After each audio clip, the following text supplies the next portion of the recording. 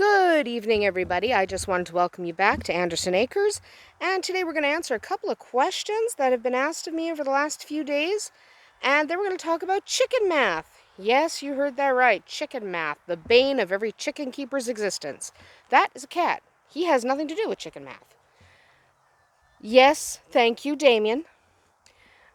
Good morning, buddy, or evening, I should say. So one of the first questions I got was in regards to what's in this barn. People want to know what substrate this is. No, it's not a bunch of chicken poop. It definitely is not. It would not move like so if it were chicken poop. Okay, so what this actually is a mixture of sand and dirt. So let me tell you how that came about. Chickens. So when we first got started, we were using pine shavings. Chickens. And I really didn't like that because they smelled. So I switched to straw.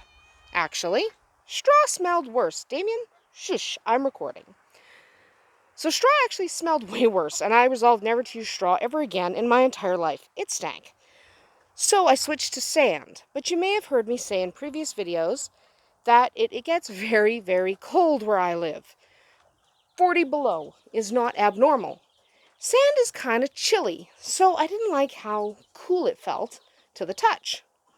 So I mixed the sand with dirt. So sand and soil together preserved the drainage quality of the sand, but warmed it up just enough. Everybody, shush. But warmed it up just enough. Okay? So that's what this is, sand and dirt. Underneath the sand, there's pea gravel. Underneath that, there is regular gravel. Who is making all that noise? Young ones? It's you guys, isn't it? And you guys. Yes, we have lots of little chickens. That chicken, you're going to see her here and there because she's quite active right now. She is not sick, I promise. She's just hard molting. She has very few feathers. She looks ridiculous, but she's actually a gorgeous bird when she is not molting. And then back here, we have the illegal babies that Spot hatched and came back with. So another question I've been asked is, what do we feed our chickens? Well, we feed what's called grower finisher. I'll just scoop some out here so you can see what it looks like. These are crumbles. Okay, so they're not as big as pellets, but they're also not mash. You can feed mash, you soak it in water. I don't like mash because it smells, and I don't like things that smell. Just the way I am. You can feed pellets that are bigger, Spot and her illegal babies. Or you can feed what we feed, and that's crumbles. We love crumbles. We absolutely adore crumbles. More chickens. Because they're just the right size. You'll notice we have a lot of different sizes of chickens here. We have big guys like Buddy. We have big girls like Caramel over here. We have some Sussexes. We have an Orpington in there. Nice big buff Orpington girl. But we also have some really small chickens. We have silky mixes over there. We got some purebred silkies who are smaller. Leghorns who are kind of slight but not exactly small. And then we have these juveniles. See how small they are? They are not fully grown.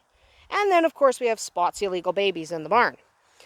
So because we have all those different sizes, I like to feed crumbles. It's kind of the best of both worlds. They might waste a little less if I was using pellets, but with the pellets, these little guys have a difficult time eating them. So we split the difference. As to what type of feed, obviously when they're tiny, little tiny babies in a brooder, they get chick starter, which is specifically formulated just for newborn chicks. Once they're out here, however, like these pretty guys out here, they all eat the same food. They eat grower finisher. That's pretty silky.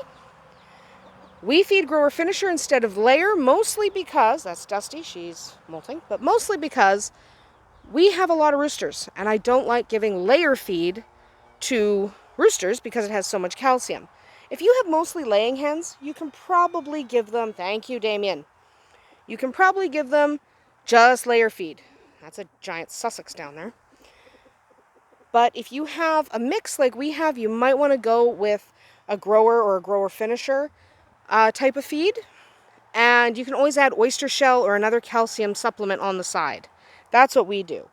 And this cat, I'm going to trip over him, so if I fall, it's his fault, just so everybody knows in advance. See if there's any chickens over here. I don't think there is. I think we're only going to find a horse and some goats. Yes, a horse and some goats. Again, goat butts sticking right out of the feeder. That's a cat. If you're wondering what that is, that's spilled paint.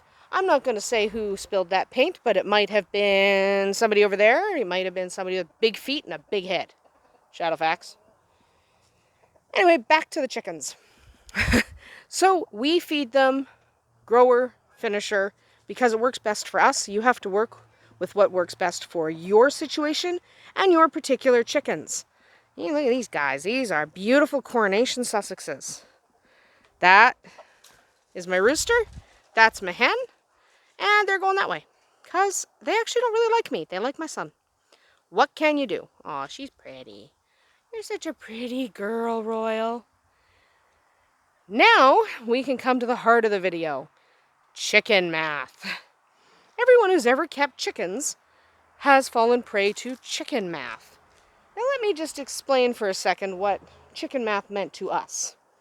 We were originally going to have, hello Lorenzo, we were originally going to have 6 silky hens.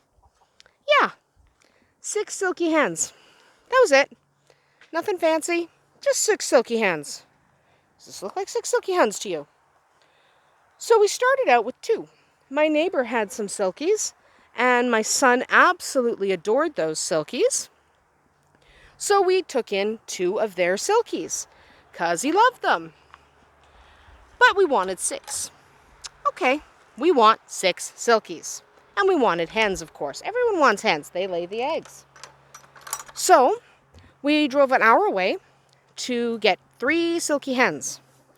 Now these silky hens, that was a cat, these silky hens were about 4 months old. Beautiful.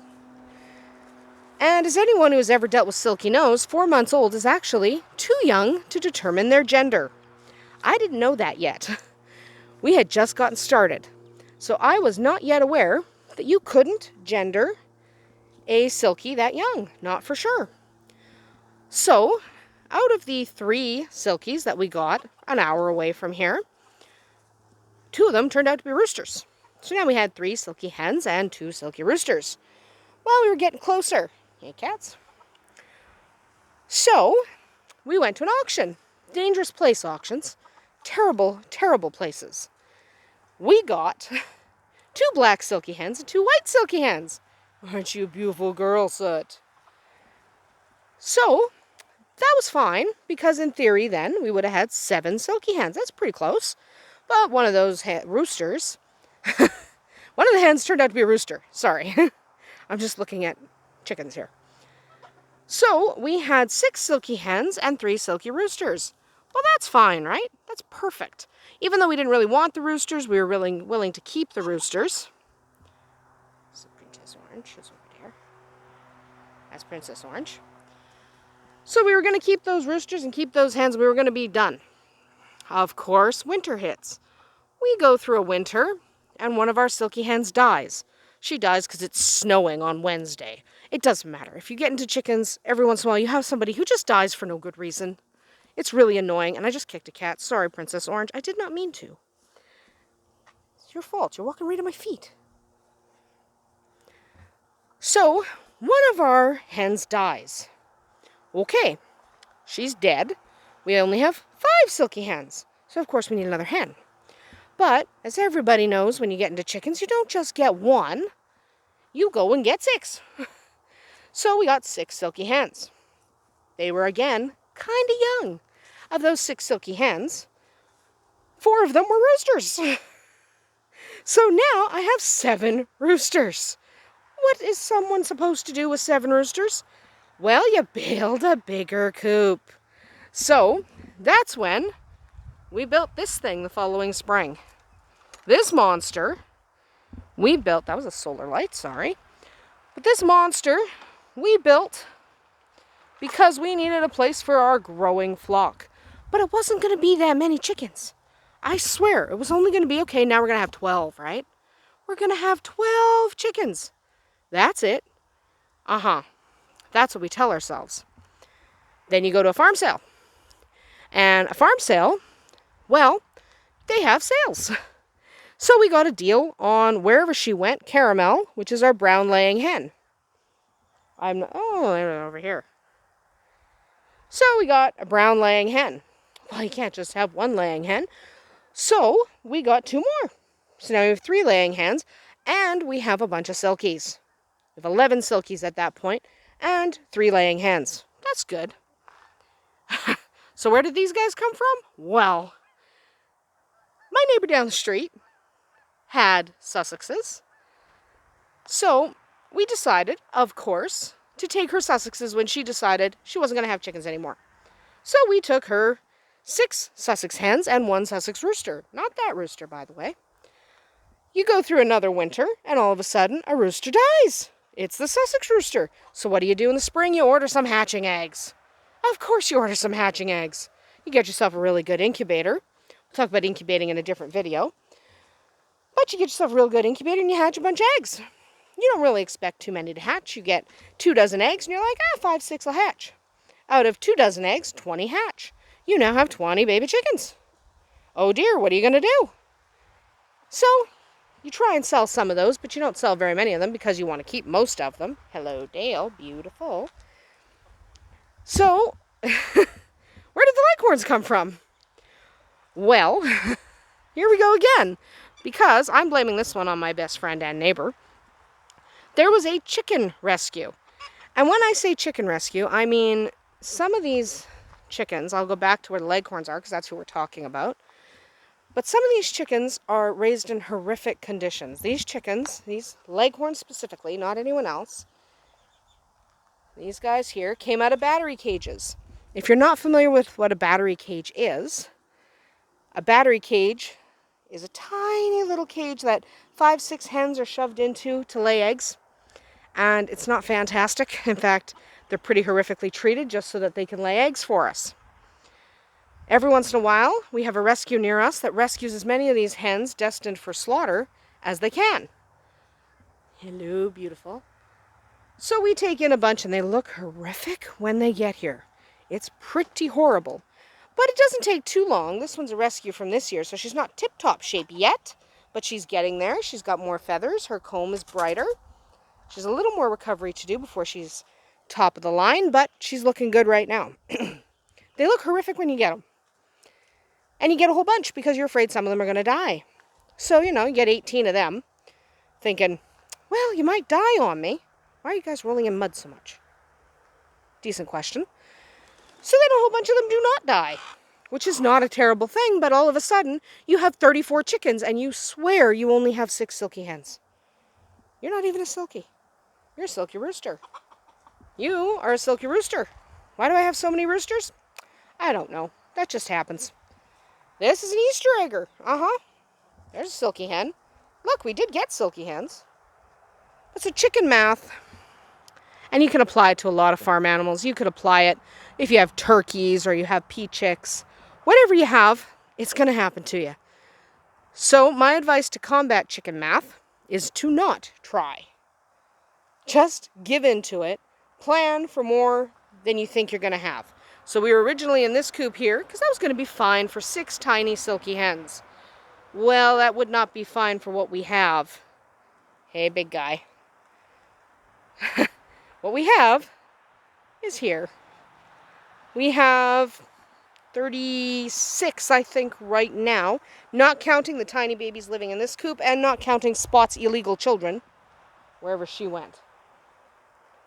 So that's basically chicken math. It will happen to you.